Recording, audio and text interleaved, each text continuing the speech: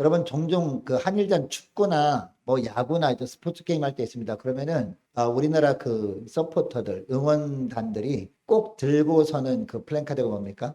역사를 잊은 민족에게는 미래가 없다. 뭐 이렇게 하면서 약간 정치적인 구호이기도 합니다만은 반드시 이길 거라는 그런 각오를 다지는 그런 문장을 보게 되거든요. 근데 그런데 보면 꼭 한일전 할 때만 이렇게 들고 나오더라고요. 중국에 관한 역사도 우리가 잊으면 안 되잖아요. 꼭 한일전 물론 그것도 잊으면 안 되지만 우리가 외적들과 이제 전쟁을 벌여가지고 우리가 패할 때 많았지 않습니까? 그래서 우리가 그 외세 침략을 받아가지고 고통받았던 것 잊으면 안 됩니다. 뭐 우리가 남북 간의 관계도 마찬가지고 한일 간의 관계도 마찬가지고 중국과의 관계도 마찬가지라는 겁니다. 근데 이것은 우리가 신앙생활을 하는데도 그대로 적용됩니다. 여러분 역사를 잊은 민족에게는 미래가 없다라고 할 때 이 역사는 신앙적으로 하면 우리가 어떤 역사라고 할 수 있습니까? 하나님의 역사죠. 하나님의 역사. 하나님의 역사를 잊은 성도에게는 영적인 미래가 없다라는 겁니다. 아멘이십니까? 하나님의 역사를 잊은 민족에게는요, 진짜 소망이 없어요. 이 땅에서의 역사를 잊은 민족에게도 소망이 없는데, 하나님의 역사를 잊은 민족에게는 영원한 소망이 없기 때문에 얼마나 심각한 문제입니까? 그래서 하나님께서요, 성경 말씀을 통해서 계속해서 반복하는 말씀이 뭡니까? 이 하나님의 역사가 기록된 성경 말씀을 늘 잊지 말라, 늘 읽고, 그리고 날마다 묵상하고, 날마다 그 귀에 외워 들리라 라고까지 말씀하시거든요. 심지어는요, 구약 성경에 보면 어떤 말씀하십니까? 그 말씀을 암송하기 위해서 이 옷 소매술에도 달고, 이 머리 이마에도 붙이고, 이렇게 이마 미간에도 붙이고 이렇게 하라고 그런 말씀하실 정도였다라는 겁니다. 왜 그렇습니까? 하나님의 역사를 잊어버리게 되면 하나님 백성이라는 정체성도 잃어버리게 된다는 거죠. 자, 그래서 하나님의 자녀라는 이름만 남아있을 뿐이지 나중에는 자신들이 어디로부터 왔는지도 알지 못한 채 그냥 세상에 흡수되고 만다라는 겁니다. 자, 그래서 하나님은 지속적으로 계속해서 반복해서 이 말씀을 한 겁니다. 여러분 사도행전에서 성령 충만받은 사람들이 이제 복음을 전하기 시작하잖아요. 이제 복음을 전할 때 그래서 가장 먼저 전한 게 뭡니까? 바로 하나님 나라의 역사를 먼저 말씀하거든요. 여러분 베드로가 복음을 전할 때 생각해 보시기 바랍니다. 그리고 스데반이 복음을 전할 때 생각해 보세요. 복음을 증거하는데 예수를 증거할 때 무엇보다 먼저 했던 것이 바로 하나님이 어떤 분이고 하나님께서 어떤 위대한 일을 행하셨는지 먼저 쭉 이야기를 한 다음에 그 다음에 예수님에 대한 이야기를 하는 것이죠. 그러니까 베드로의 설교나 스데반의 설교나 내용을 읽어보면 거의 비슷합니다. 오늘 본문의 말씀도 동일한 말씀이 나오는 것이죠. 오늘 본문에 보니까 이 바울과 바나바가 나오죠. 바울과 바나바가 1차 선교 여행을 하기 시작합니다. 선교 여행을 시작할 때 바울이 제일 먼저 간 곳이 어디예요? 오늘 본문에 보니까 비시디아 안디옥이라는 곳에 갑니다. 제가 전에 튀르키예 갔을 때 비시디아 안디옥에 가서 바울이 복음을 전했던 그 당시에 유대인 회당에 있었던 유대인들과 이방인들이 모여 있을 때 거기서 말씀을 전했던 그 강단에서도 저도 이제 말씀을 전하는 이 포즈를 딱 찍어서 사진도 찍고 오고 했거든요. 여러분 왜 이 비시디아 안디옥을 선택한 이유가 뭘까요? 가장 먼저 다른 곳에 쭉 복음을 증거하다가 이 비시디아 안디옥에도 이렇게 들릴 수도 있는데 가장 먼저 이 비시디아 안디옥을 갑니다. 그 이유가 뭔지 아십니까? 이 소아시아 지역 중에서 거의 중앙에 있는 곳이었기 때문입니다.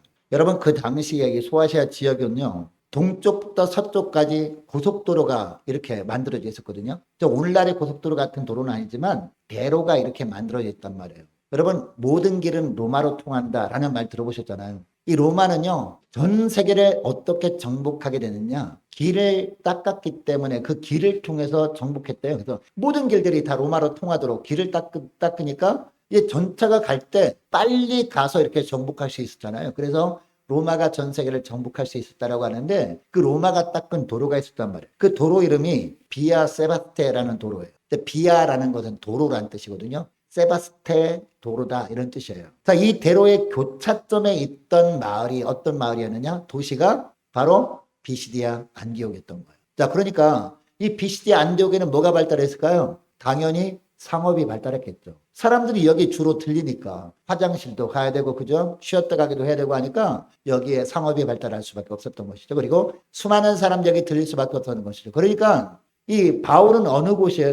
바울이 태어난 곳이 어디예요? 바울은 길리기아 다소에서 태어났어요. 이 비시디아 안디옥에서 좀 남쪽으로 내려와서 좀 동쪽으로 가다 보면 이 길리기아라는 이런 그 행정 도시가 행정구역이 있었는데 여기에 수도가 바로 길리가였는데 거기가 다소가 바로 수도였는데 여기에 바울이 태어났단 말이죠. 그러니까 같은 소아시아 지역이 있다 보니까 사도 바울은 이 비시디아 안디옥을 당연히 잘 알고 있었겠죠. 동서로 뻗어가는 도로 당연히 알고 있었겠죠. 근데 가다가 중간에 가장 큰 도시였던 비시디아 안디옥은 누구나 잘 알고 있었고 바울도 너무나 잘 알고 있었던 것이죠. 그러니까 바울은 이 선교 여행을 할 때 무엇보다 베이스 캠프를 어디 차리면 좋을까라고 생각해 볼 때 비시디아 안디옥이다라고 생각을 한 거죠. 그래서 이 비시디아 안디옥을 먼저 간 겁니다. 근데 여러분 이 안디옥이 비시디아 안디옥만 있는 것이 아니거든요. 수리아 안디옥도 있어요. 예루살렘 위쪽에 보면 수리아라는 지역이 있는데 거기에도 안디옥이라는 곳이 있습니다. 거기서 파송이 된 겁니다. 이 바울과 바나바가. 자, 그러면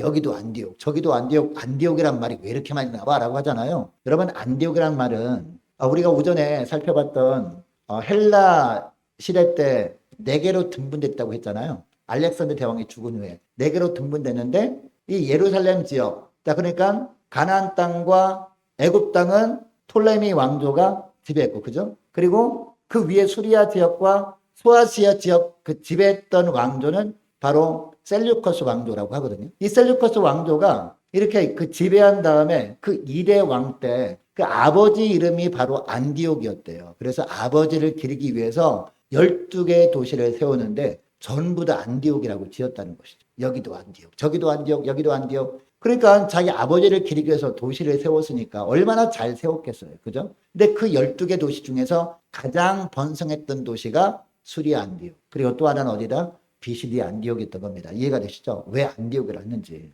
자, 아무쪼록 이 비시디아 안디옥에 딱 갔더니 이제 회당이 갑니다. 이제 안식일이 되었어요. 회당에 갔더니 거기에 사람들이 막 몰려들고 있는 거예요. 봤더니 물론 회당이니까 유대인들이 들어왔겠죠. 유대인들이 들어왔는데 가만히 보니까 유대인들이 아닌 이방인들도 그쪽으로 막 들어오는 거예요. 아니 왜 이방인들이 회당에 오나 안식일 날. 가만히 보니까 그 이방인 유대인들, 유대교를 믿는 이방인들이죠. 그 사람들이 왜 회당에 왔겠습니까? 그들은요. 오전 예배 때 우리가 말씀 들을 때 살펴보았던 70인경을 접하고 하나님을 알게 된. 그래서 유대교를 믿게 된 겁니다. 자, 그럼 바울이 이들을 보니까 이들은 예수님을 모른 채 하나님을 섬기고 있었던 것 아닙니까? 너무나 안타까운 마음이 들었던 것이죠. 그래서 일단 예수를 전하기 전에 먼저 이들에게 하나님의 역사에 대해서 증거하기 시작합니다. 하나님의 구원 역사를 시작으로 해서 쭉 말씀을 전하는 본문이 바로 오늘 본문의 말씀입니다. 근데 하나님께서 왜 이 말씀을 우리에게도 전해주시냐라는 거죠.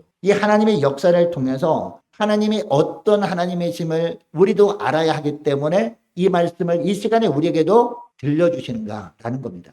오늘 보내보면 하나님은 어떤 하나님을 우리가 알아야 우리가 예수님을 잘 믿을 수 있느냐? 하나님은 택하시는 하나님이라는 겁니다. 여러분 하나님께서 저와 여러분을 택해 주셨습니다. 택해 주실 때 어떻게 택해 주셨어요? 어떻게? 그냥 하나님께서 주권적으로 선택해 주신 겁니다. 우리가 하나님께 무엇을 잘해드렸기 때문에 그것을 보시고 선택해 주신 것이 아니라 하나님께서 그냥 일방적으로 주권적으로 우리를 선택해 주신 거예요. 바로 택하시는 하나님이다라는 겁니다. 주님께도 우리를 이 땅에 태어나게 하셨잖아요. 우리에게 생명 주셨잖아요. 그죠? 근데 우리를 태어나게 하시고 생명 주신 것에 그냥 내방쳐 두시는 분이 아니라 주님께서 택하시는 분이다라는 거 영적으로. 자, 17절 말씀 보시기 바랍니다.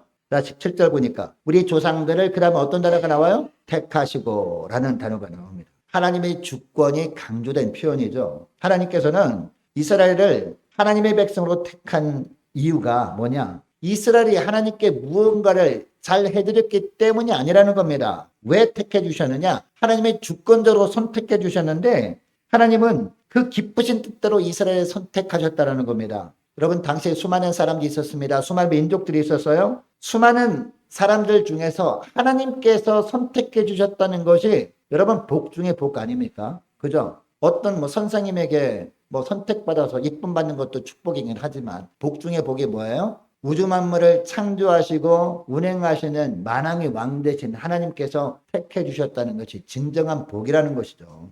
여러분 하나님께서 우리를 선택하신 것도 마찬가지입니다. 우리의 삶이 선해서 우리가 착하게 살아서 선택한 것이 아닙니다. 하나님께서 주권적으로 선택하신 것. 이게 바로 복 중의 복인 줄 믿으시기 바랍니다. 여러분 우리 교회에서 섬겼던 그 이승재 목사님 있잖아요. 지금 그 독일에서 사역을 하게 됐거든요. 독일에 거기에 그 한인교회에서 사역을 하게 됐는데 그 교회 보니까요. 대화를 해보니까 그 교회 축구선수, 우리나라 축구선수가 거기에 교회를 다니고 있대요. 독일의 그 프로팀에 거기 운동을 하게 돼가지고. 근데 그 친구를 전도한 사람이 누구냐 하면 이 축구선수 중에서 교회 오빠라고 별명에 붙은 친구가 있거든요. 김신욱이라고 아세요? 우리 안수집사님들 아시죠? 장로님들 아시죠? 김신욱 그 친구가 별명이 교회 오빠예요. 그래서 그 김신욱 그 형제가 전도할 때 유심히 본대요. 이 사람이 술을 마시나 안 마시나 성품 어떻던가 보고 이 사람이 예수님을 잘 믿을 것 같은 친구한테만 접근해가지고 집요하게 전도해가지고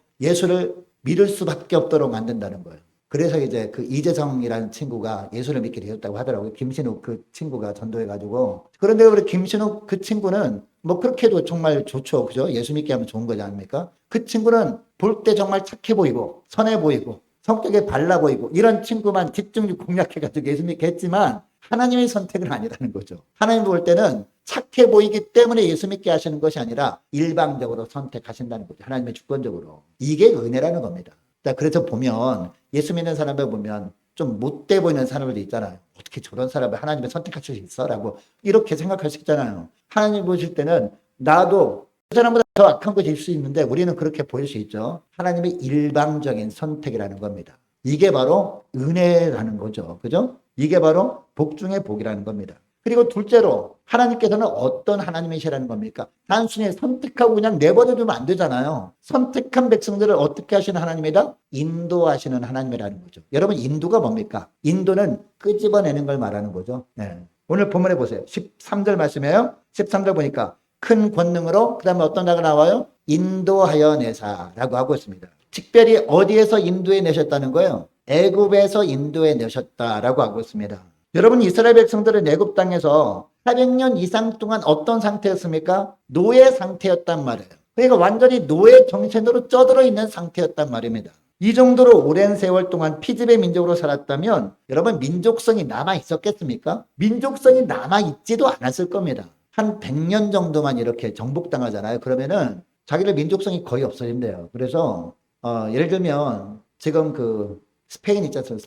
스페인에 카탈루냐 지역이 있고 스페인 지역이 있어요. 근데 카탈루냐 지역이요. 스페인의 지배를 당하고 있는 겁니다. 지금 현재. 근데 거기에 있는 민족들 보면 간혹다가 민족성 때문에 뭐 독립운동을 벌이기도 하고 하지만 거의 대부분 사람들이 어떻습니까? 우리는 스페인 민족이라고 생각하고 산다는 거죠. 물론 그 스페인 국회도 이 카탈루냐 지역의 사람들을 분배해가지고 그 사람들을 있긴 하거든요. 근데 거기는 100년도 안 됐거든요. 지배를 당한 지. 그럼에도 불구하고 여러분 그 프로축구 팀 중에서 바르셀로나 아십니까? 아시죠? 바르셀로나하고 레알 마드리드하고 이렇게 서로 막 경쟁하잖아요. 레알 마드리드는 스페인 지역에 있잖아요. 수도. 근데 바르셀로나는 카탈루냐 지역에 있단 말이에요. 그래서 바르셀로나가 이기잖아요. 같이 경기를 해가지고 그러면은 카탈루냐 국기가 있어 지금도. 그 국기를 들고 막 이렇게 막 정치적인 행위하고 막 그러거든요. 예. 이처럼 100년도 안 되는데 민족성이 거의 흔들릴 정도니까 한 400년 지나보세요. 완전히 사라지는 것이죠. 이런 상황 속에서 하나님이 어떻게 하셨다? 하나님이 인도해 내셨다라는 겁니다.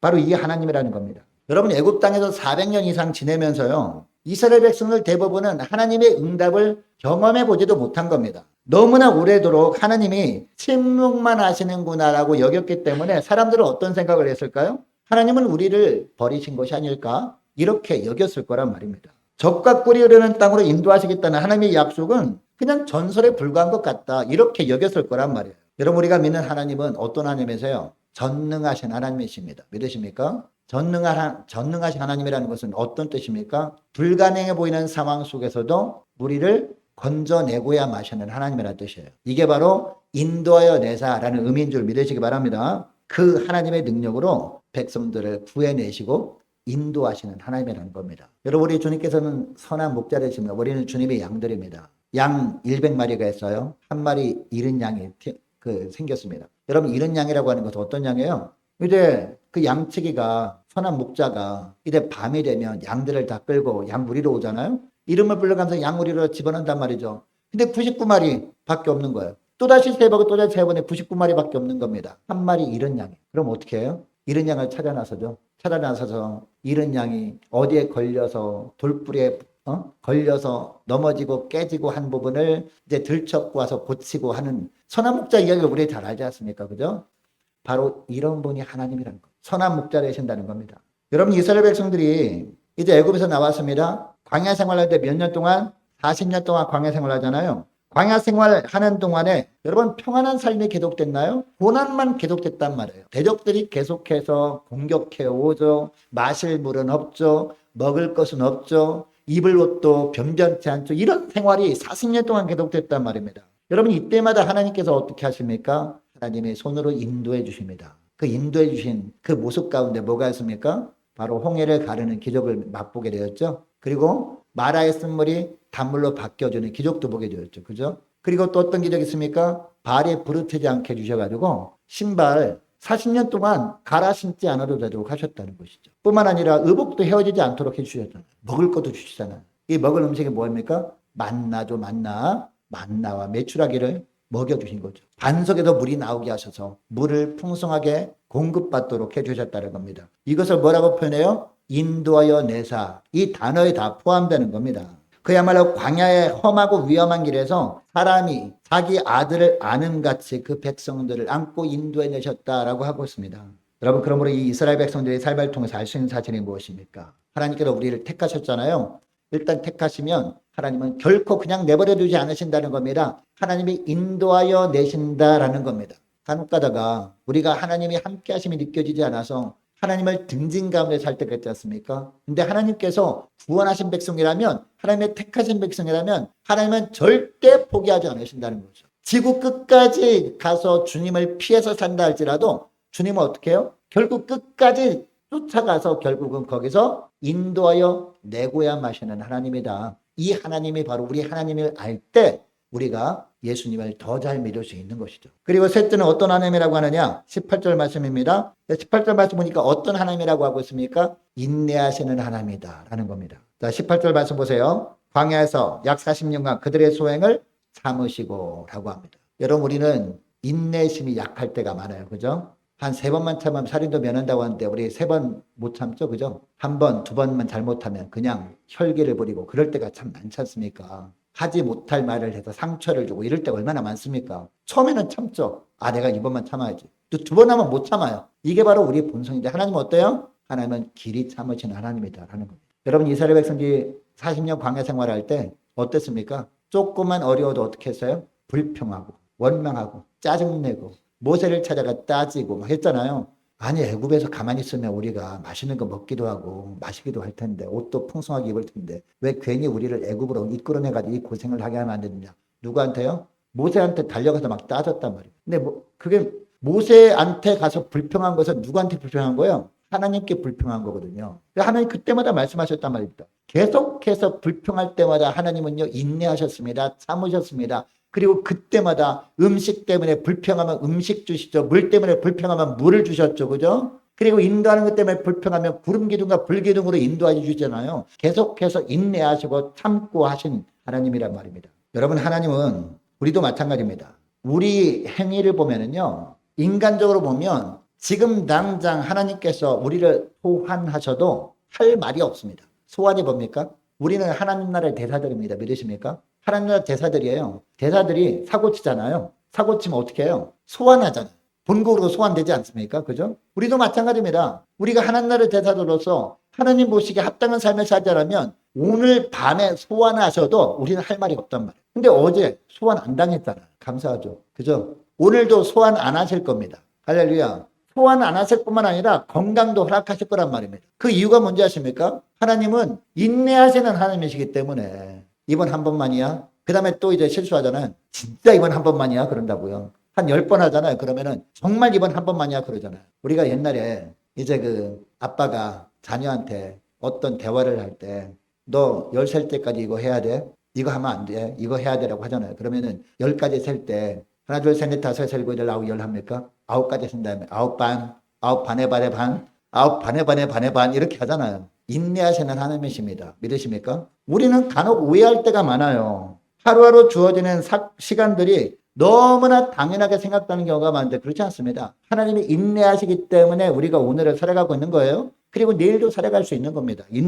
하나님이 인내하고 있기 때문에. 나를 향한 하나님의 인내하심이 없다면 우리는 소망이 없는 거죠. 왜냐하면 오늘 우리가 예배드리고 와서 하나님께서 소환하실 수 있기 때문에, 하나님의 소환하시면 우리 육신에서 영혼이 분리가 돼가지고 하나님께 소환당할 수밖에 없거든요. 근데 하나님이 인내하시기 때문에 우리가 감사하며 살아갈 수 있는 거죠. 건강하게. 할렐루야. 이것을 우리가 알 때, 이 주님의 사랑을 알 때 우리가 예수님을 잘 믿을 수 있는 거예요. 자, 그리고 넷째로 19절 말씀 보니까 이번에는 하나님이 어떤 하나님이다라고 하고 있습니까? 약속을 반드시 지키시는 하나님이다라는 거죠. 19절 말씀 보세요. 가나안 땅 7족속을 멸하사 그 땅을 뭘로? 기업으로 주셨더니 라고 하고 있습니다.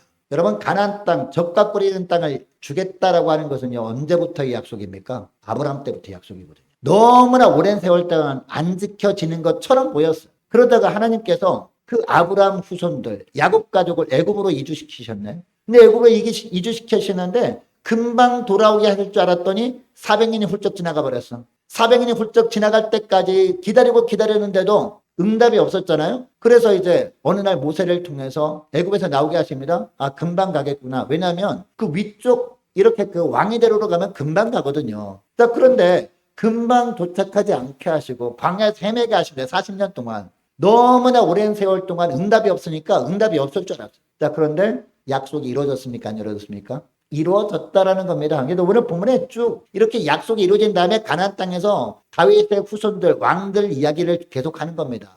여러분, 하나님께서 그동안 길이 참으시다가 결국 하나님의 때에 하나님께서 약속하신 것을 반드시 응답하셨다라는 겁니다. 여러분, 이처럼 여전히 죄성을 가지고 있었던 불완전한 다들이었음에도 불구하고 그들에게 가나안 땅을 주시겠다고 하신 약속을 응답하신 이유가 뭘까요? 그들의 행동보다 뭘 기억하셨기 때문일까요? 아브람과 맺은 언약을 기억하셨기 때문이라는 것이죠. 그들은 하나님의 택하신 백성들이었기 때문이라는 겁니다. 여러분, 하나님은 오늘날도 우리에게 하나님 나라를 허락하시거든요. 지금도 우리는요, 그 땅을 받을 자격이 안 됩니다. 그죠? 우리가 하나님 나라를 받을 자격이 되어 안 됩니다. 근데 우리가 예수 믿는 순간에 언약을 맺은 것을 기억하시는 거예요. 그 십자가 언약을 기억하셔서 우리에게 그 땅을 주시는 거란 말이에요. 우리가 이 땅에서도 하나님 나라 안에서 살다가 우리가 이 땅을 떠나는 날 눈에 보이는 하나님 나라에 가는 것 아니겠습니까? 그래서 여러분, 하나님처럼 약속은 반드시 이루시는 하나님의 힘을 믿으시기 바랍니다.